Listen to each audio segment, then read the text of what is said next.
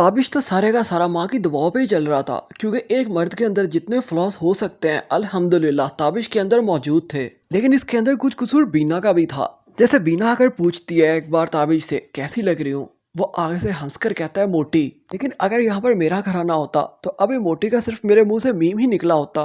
तो अगले ही पल ऐसा सीन होना था, मैं अपनी गाल को अपने हाथ से सहला रहा होता।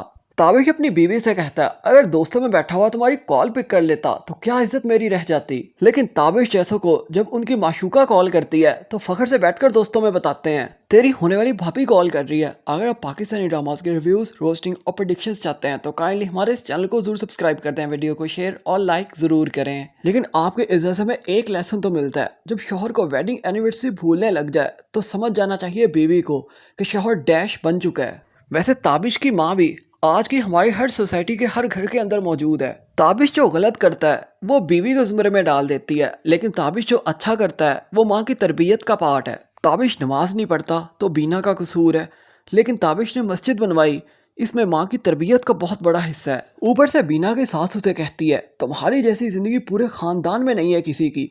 बीना भी सोचती होगी हाँ, जिस तरह से मैं फुर्सत से जलील होती हूँ मेरे ख़ानदान के अंदर कोई ऐसे जलील नहीं होती। फिर सास बीना से कहती है तुम्हारी यही बात बुरी है, तुम जिता देती हो। यानी उसकी सास का कहना है तू छित्तर खा लेकिन मुस्कुरा। फिर ताबिश बीना से कहता है चौधरी साहब आ रहे हैं इसलिए तुम कुछ नया पहनना, स्टाइलिश सा। अब बेचारी बीना तो भोली थी, उसे क्या पता कि जो आज का स्टाइलिश होता है वो नंगा सा होता है।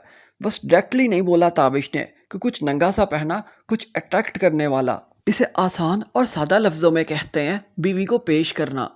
लेकिन ड्रामा आपकी इज्जत हमें एक लेसन भी देता है। आज बहुत से बच्चियों के पेरेंट्स ये ख्वाहिश करते हैं हमारी बेटी एक ऐसे घराने के अंदर चली जाए जो मिलीनियर बिलीनियर हो, लेकिन लड़की के माँ बाप शायद ये भूल जाते हैं कि उसे अपनी सारी ज़िंदगी के लिए सेल्फ रिस्पेक्ट को कंप्रोमाइज़ करना पड़ेगा। अगर आप उनके हमपल्ला नहीं हो, ना आपकी बेटी वहाँ पर कभी इज्जत से रह सकेगी और ना वो लड़का आपको कभी इज्जत दे पाएगा। लेकिन लोगों को फिर भी ताबिश जैसा बंदा चाहिए होता है अपनी बेटी के लिए, अपने दामाद के रूप में भी।